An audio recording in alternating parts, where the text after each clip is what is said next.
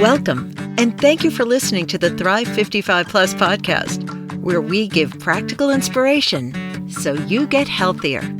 Your host, Cheryl Jones, will help you uncover more of who you already are and explore what you need to heal and flourish one moment at a time.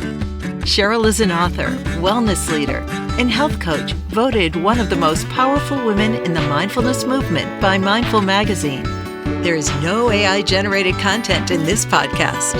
This has been created by subject matter expert Cheryl Jones. Welcome to the Thrive55 Plus show.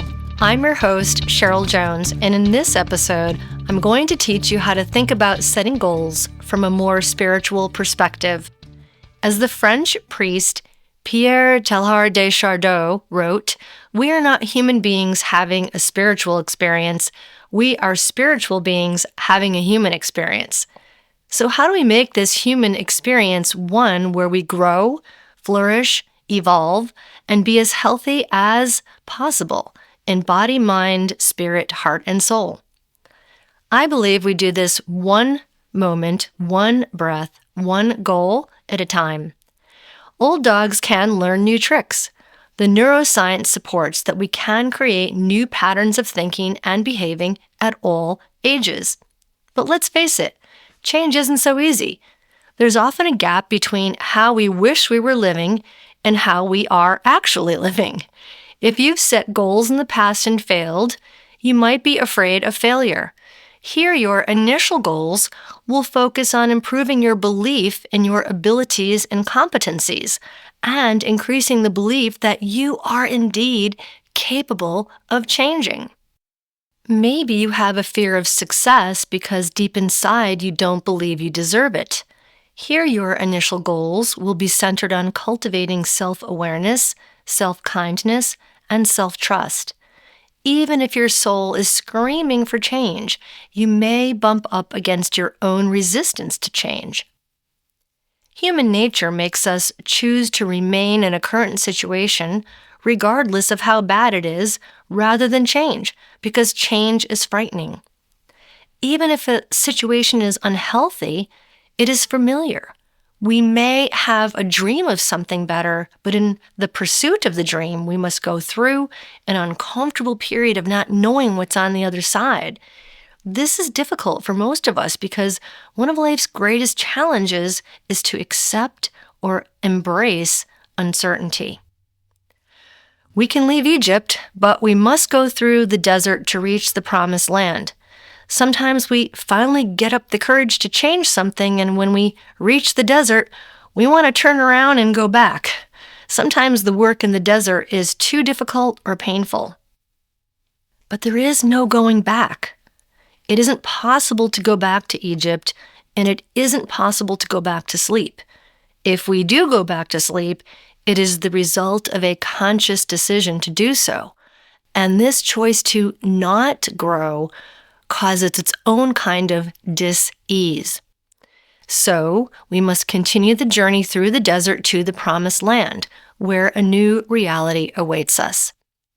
As we continue awakening and growing, the cycle of evolution brings us closer to the true self and closer to a life that is authentic. In taking a more spiritual perspective to change, I'd like to ask you to make a list of your personal strengths. Special gifts like creativity, social intelligence, forgiveness, self-regulation, persistence, or humor. Reflect on your past successes, times throughout your life when you've come through for others, adversity you've faced, and the lessons you've learned. Remember that you already have within you everything you need to succeed right here and now. Identifying your strengths and recalling your successes will help you to create a healthy mindset for change and to overcome fear. We all feel fear, but we don't need to fear our fear. Instead, we can be curious about our fear. You begin by first recognizing that you are feeling afraid. Ask yourself, what am I afraid of? Do this without any self-judgment and with the intention to know yourself better. By naming your fear, you gain insight into what may be standing in the way of you thriving. So often when we talk about change, we focus on behavioral changes. For example, getting more exercise. We often don't sustain this change because we did not prepare for it. Preparation involves much more than buying a new pair of sneakers. It's about doing the inner work of healing potential beliefs about yourself, believing that you are capable of change, that you are worthy of success, that self-care isn't selfish, and that you are not alone. If you haven't done this, I invite you to complete the Thriving Vision exercise from episode 1, where we explored what thriving means to you. When you think about thriving, think holistically. Think about your whole self. Consider how you might tend the mind, grow the spirit, nourish the soul, open the heart, honor the body. Tending the mind involves limiting social media, watching less news, working with stressful thoughts skillfully, and building resilience. Growing the spirit means doing more of that which energizes and is life-giving, and connecting with a higher power. Nourishing the soul is about gaining insight, being your authentic self, and allowing more of who you already are to emerge. Opening the heart involves healing from loss, forgiveness and letting go, and cultivating love for self and others. Honoring the body means practicing a higher level of self-care and acknowledging the body's magnificence. Addressing the whole self can facilitate healing, even if we are managing a disease, disorder, or condition. Considering the whole self can be inspirational and a bit overwhelming because you may not know where to begin. When you imagine yourself thriving, a lot of things may come to mind, and you cannot tackle all of this at once. When we try to make too many changes at once, and when we try to change too fast, we typically fail. To create lifelong change, you must break your thriving vision down into what I call mini self-care practices. I invite you to identify just one behavior that you would like to change, or a practice you wish to adopt, something you want to do more of, or something you want to do less of, a habit you wish to break, or a habit you wish to make. But before you work on making any changes, I'm going to ask that you first take stock of what you are doing now. For the next 3 days, pay attention to your behaviors as you go through the day. Write down what you are doing every hour of the day. This might get a little tedious, but you're only doing this for 3 days. Again, don't change anything. Notice what is happening or not happening with curiosity and openness. No shame, no blame. This is an experiment.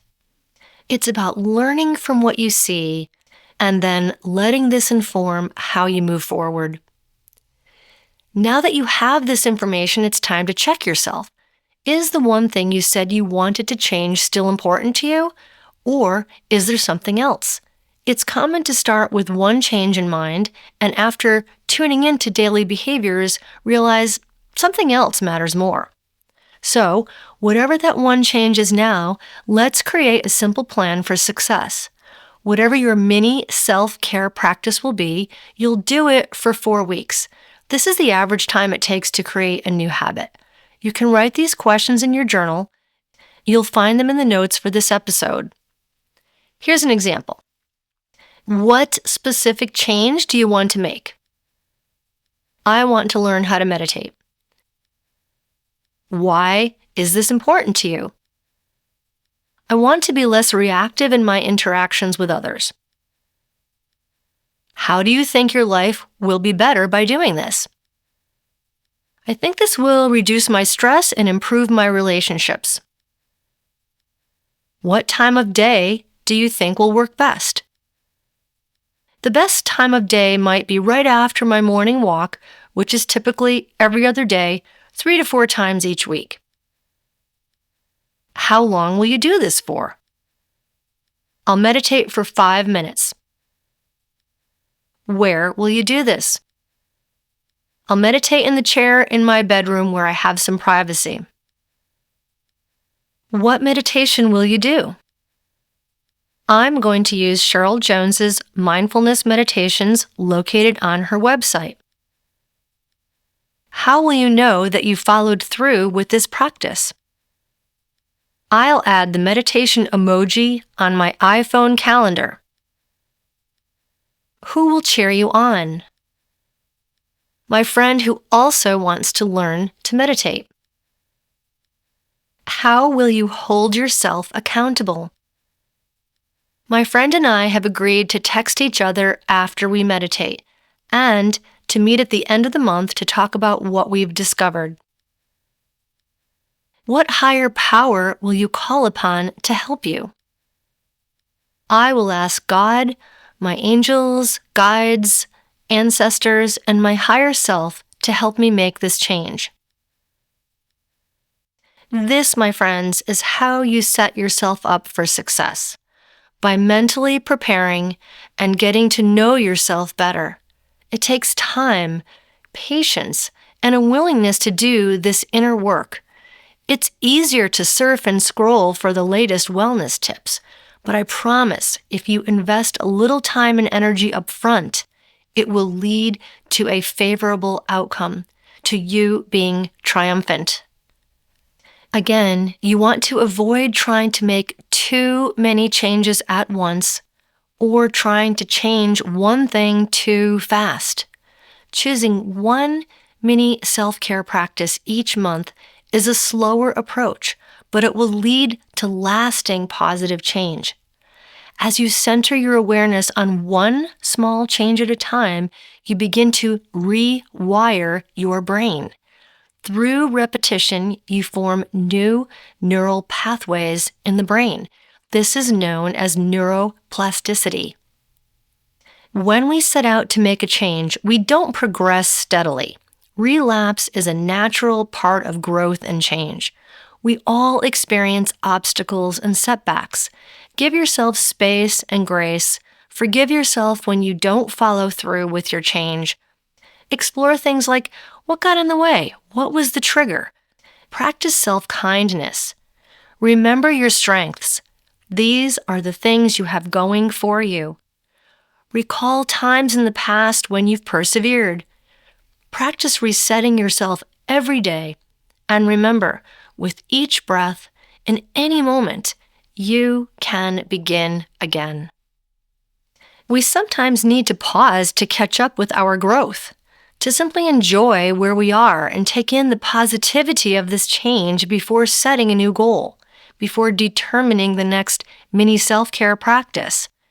Becoming more of who you already are is meant to be a loving journey where you appreciate your willingness to grow and celebrate change along the way. Over time, you will create new habits, new automatic behaviors that you don't even have to think about. Establishing mini self-care practices over time is more sustainable, and they have a cumulative effect. Over the course of the year, you may adopt 12 new life-changing habits that will help you to thrive in your next chapter of life. In closing, I want to thank you once again for allowing me to be part of your journey. The neuroscience supports that we can create new patterns of thinking and behaving at any age. Taking a spiritual approach to goal setting means we address the whole self, be thoughtful as we prepare, and focus on one small step at a time. There are no life hacks along the spiritual journey. The only way is through. It's about evolving with purpose and lightheartedness and celebrating yourself along the way. This is how we live the way we mean to live. But don't believe me. Give these practices a try and see what you discover. I hope you'll join me next time when we'll explore how to worry less and sleep more. Thanks very much for listening. Be well and thrive on. Thank you for tuning in to the Thrive 55 Plus podcast. Contact Cheryl with a burning question, access free mindfulness meditation resources, and schedule a free consultation to explore how you can achieve your goals and aspirations through personalized coaching sessions with Cheryl. Just visit her website, thrivingwithcheryljones.com. Subscribe to or follow the Thrive 55 Plus podcast. Leave a review or share it with a friend.